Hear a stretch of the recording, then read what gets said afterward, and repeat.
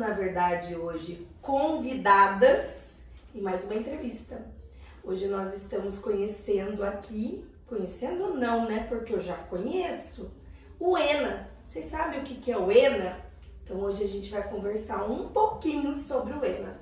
E aí, meninas, muito obrigada pelo convite. Gente, faz muito tempo que eu conheci essas meninas aqui, vamos chamar de meninas, né? Porque nós somos, né? E eu já fiz parte desse grupo, então a gente vai conversar um pouquinho sobre isso. O que é o ENA?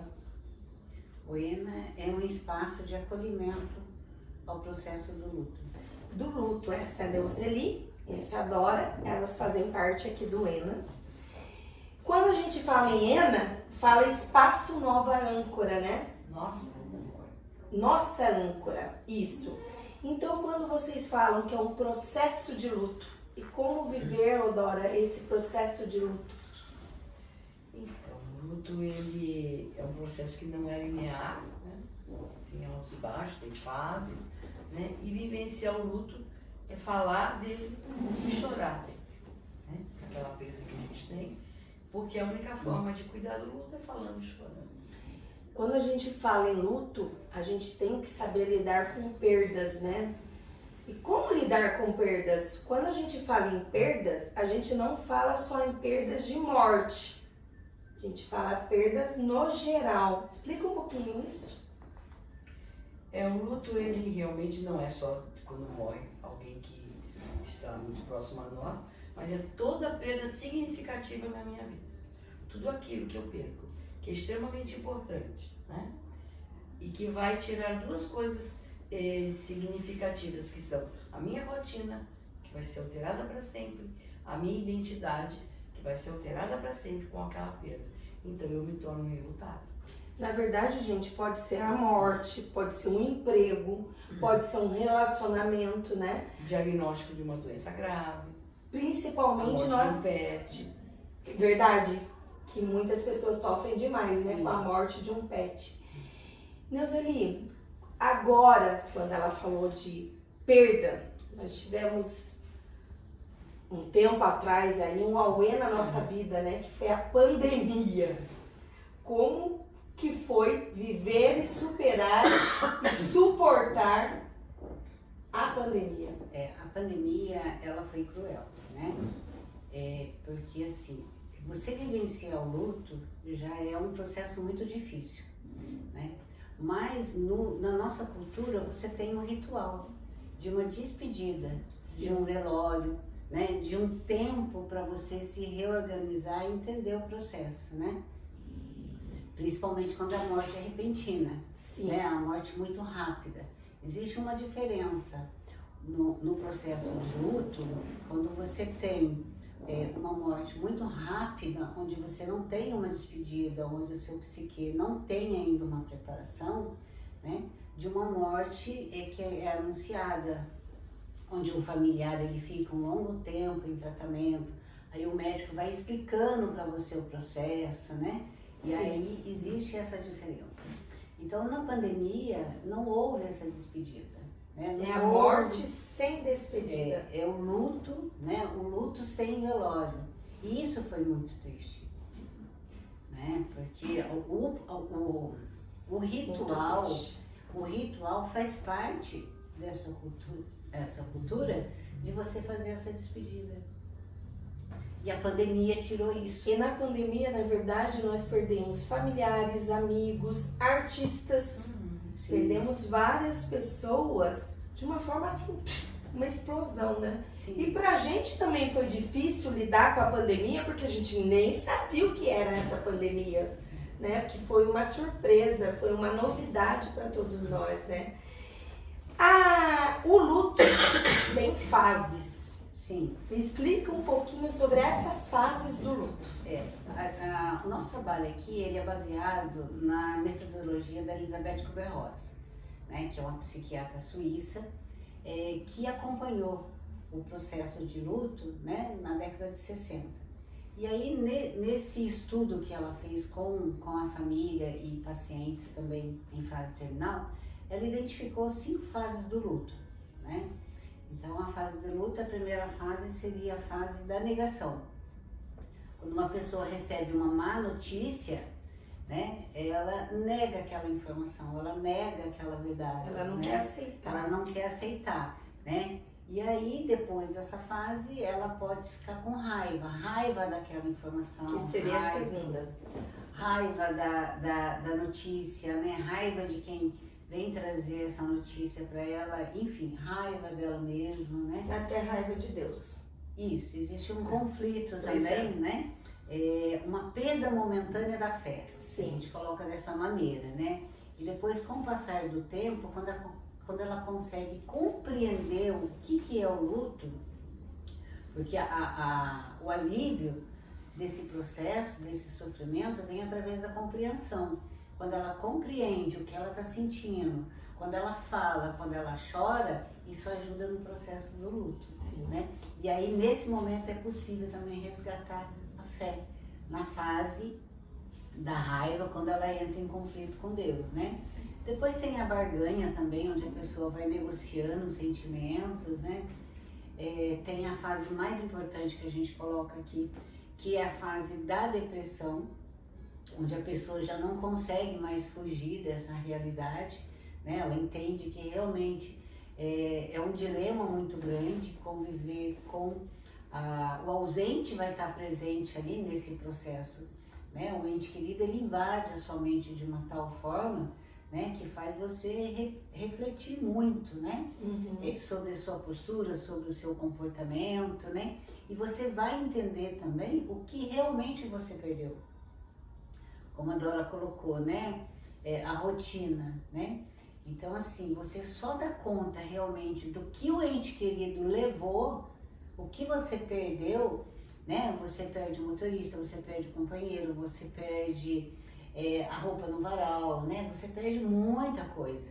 Muito. Né? E aí você só dá conta realmente de tudo que você perdeu na fase da depressão. Sim. E você acha que as pessoas estão preparadas para perder? Não, eu acho que não. E isso é muito bom, não estar preparada para perder também, né? Quando você vivencia um luto antecipatório, que é quando você tem um familiar Que está doente, internado, né? Aí sim, existe essa preparação que a qualquer momento você vai receber uma notícia. Quando você consegue vivenciar o luto antecipatório, o pós-morte, ele é mais calmo, ele é mais suave, né? Porque Sim. tudo que você tinha que vivenciar, às vezes uma despedida, resolver um conflito anterior, né? Se organizar para essa despedida, aí sim, é possível? É possível. E até mesmo, de repente, a gente pensar, né, um momento de alívio, que você se coloca no lugar que aquela pessoa deixou de sofrer, né? A pessoa deixou de sofrer. Então, vamos lá. ENA, grupo de apoio, como que funciona esse grupo aqui? As pessoas vêm, vão ser acolhidas, vão ser recebidas, recepcionadas e vai trazer uma história, vai trazer um luto. Como receber essas pessoas aqui no ENA? Então, a demanda, ela não é totalmente espontânea no presencial. A pessoa faz um contato com a gente através do telefone, pelo WhatsApp, pedindo o atendimento e nós vamos agendar, né? Depois da pandemia, ficou tudo no agendamento. Então, agendamos um horário, até porque a nossa casa tem limitação de espaço, da nossa equipe também, né? Que vai revezando. Então, é marcado um horário para aquela pessoa e essa pessoa vai ser atendida individualmente. Hoje nós atendemos tanto presencial quanto online, né? Então essa pessoa vai ser atendida 4 vezes, né? Individualmente. E aí depois nós convidamos para que ela participe de um grupo, né? Nós temos aqui um grupo que funciona aí em outros dias, outros horários, e esse grupo a gente tem uma metodologia que é nossa, do ENA, que são 13 temas, todos relacionados ao luto. Então serão 4 meses praticamente de atendimento para essa pessoa. Então, gente, eu já fiz parte do ENA, né? Quando eu perdi meu marido, porque eu sou viúva. E eu fiz esse grupo com as meninas. Na verdade, quando eu cheguei aqui, eu estava extremamente no fundo do poço, eu tinha 2 crianças pequenas, desesperadas, sem saber o que fazer, e eu fui acolhida aqui. Fiz o grupo junto com elas, foi muito bom, deixei de sofrer aquele desespero que eu tinha, aquela depressão, né? Que isso mexe com a saúde mental, né? Com certeza. Né? Que a pessoa fica desesperada, é o que vocês falaram, a pessoa perdeu, de repente perdeu o companheiro, o amigo, o pai, o parceiro, e daí esse acolhimento faz muito bem para nossa alma, para nossa saúde. E o que é a tanafobia? Tanafobia, né? É o medo da morte, né?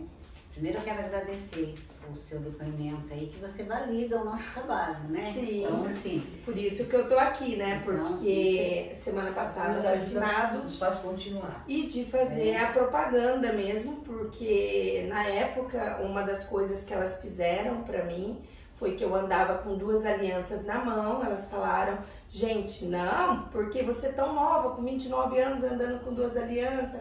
Devagarzinho eu fui tirando a aliança, devagarzinho eu fui colocando uma roupa, porque eu me fechei, eu andava como se eu tivesse presa, né? Presa nesse luto.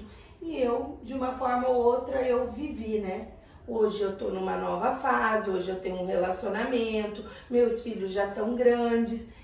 Mas não foi fácil? Não foi fácil. Mas a gente tem que superar. na verdade, elaborar o luto exige muita coragem, né? Sim. Então, assim, ó, quando Força você de cuida, vontade. quando você cuida desse luto, é possível reviver após o luto? É possível, né?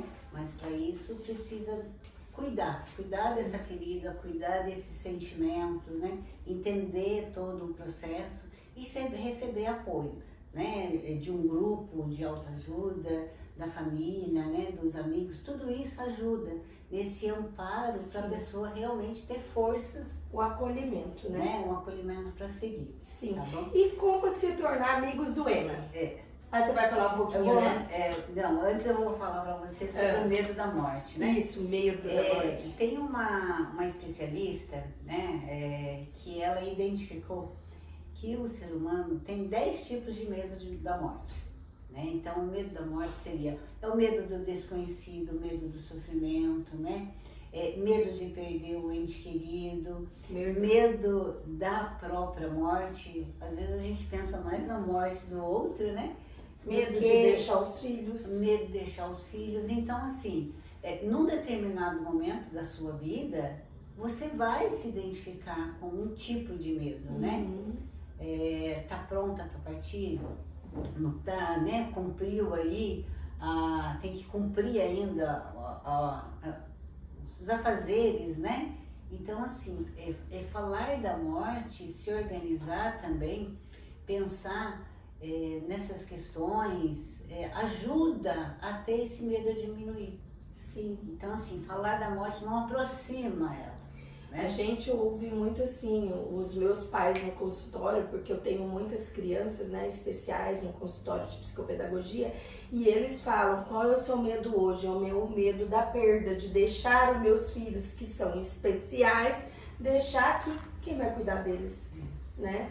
Então é meio complicado mesmo. Mas como se tornar amigos do Ena? Vou deixar a Dora responder. Vai lá, Ena. Como que a gente pode ajudar vocês de alguma forma e como que a gente pode contribuir? Então, o nosso trabalho, ele é todo voluntário, né? Nós não temos funcionários, porque nós vivemos de doação. Nós temos parceiros, pessoas que nos ajudam, né? Mensalmente. E para se tornar amigo do Ena, né? O importante é conhecer, Sim. né? Porque é importante saber o trabalho que nós fazemos, né? Para que a pessoa realmente possa falar do nosso trabalho, né? Poder levar adiante, né? O que nós fazemos e aí nos ajudando em relação a valores, né? Então nós temos Pix, a conta do banco, QR Code, essas coisas, né? Que hoje tem Que é mais fácil, né? É mais fácil. Não tem como fugir. Não, é o que é mais comum, né? Fora isso, a gente também aceita doações em espécie, por exemplo, material do escritório, até que a gente recebeu há pouco tempo, descartáveis. Nós temos um brechó, né, onde a gente vende roupas, calçados, acessórios. Que as pessoas também podem doar. Doar e também vir, né, comprar. E nos ajuda. Então são essas formas que as pessoas utilizam para estar nos ajudando. Né? Fala um pouquinho onde fica o ENA e como as pessoas vêm aqui, né, gente? Como que se de repente você perde algum ente querido, tô aqui desesperada, de mãos atadas, o que eu faço? Agora vocês já sabem o que fazer. Então, nós ficamos, a nossa sede em São José dos Campos, no centro, né? Aqui é a Rua das Monções, 53. É uma pequena rua que fica em frente à entrada da maternidade da Santa Casa, né? O nosso telefone, você vai passar, colocar depois, né? Mas pode falar. Pode falar, é 9828-48-628, né? Sim. Então, entre em contato com a gente pelo WhatsApp, porque às vezes a pessoa liga e a gente no momento não pode atender, né? Tem uma pessoa em específico que fica com essa agenda, né? E pode agendar, por exemplo, uma visita para conhecer, né? Tem que ser agendado, ou atendimento, né? Então, nós fazemos atendimento para as pessoas que estão vivenciando o processo do luto. Sim. Como eu já disse inicialmente, luto são várias perdas significativas, né? Nós também damos orientação jurídica. Nós Isso. temos uma voluntária que é advogada, que ela é especializada tem uma especialização em inventário, né? Que é o que a maioria das pessoas Precisam buscar, né? Ou às vezes numa questão de fim de relacionamento, orientação de partilha, né? Uhum. Então nós também temos esse atendimento gratuito. E o atendimento ele é presencial ou online. Tem também o atendimento psicológico, né? Sim, que é o atendimento na verdade assim, nós não fazemos psicoterapia, apesar da a maioria da equipe ser psicólogos, o nosso trabalho é focado no luto, Sim. né? Dentro da linha da tanatologia. Mas o legal de estar em grupo, que sempre um vai contar, né? Ah, comigo aconteceu isso, e essa partilha é muito importante nesse momento de dor. A finalidade do grupo é ajudar as pessoas a entender que esse processo do luto, né, que é natural, para quem teve uma perda, ele traz muitos sentimentos, emoções, até manifestações físicas, que para quem não está vivenciando é estranho. Sim. E para quem está vivenciando é assustador, porque normalmente é a primeira vez. E deixa Então, claro que a vida disso. não para. Não. A É vida possível vem, né? ser feliz depois do luto. Sim. Gente, muito obrigada. Passou rápido, né? Passou muito rápido e eu quero agradecer de coração por vocês me receberem aqui na Casa Nova, porque eu não conhecia, né?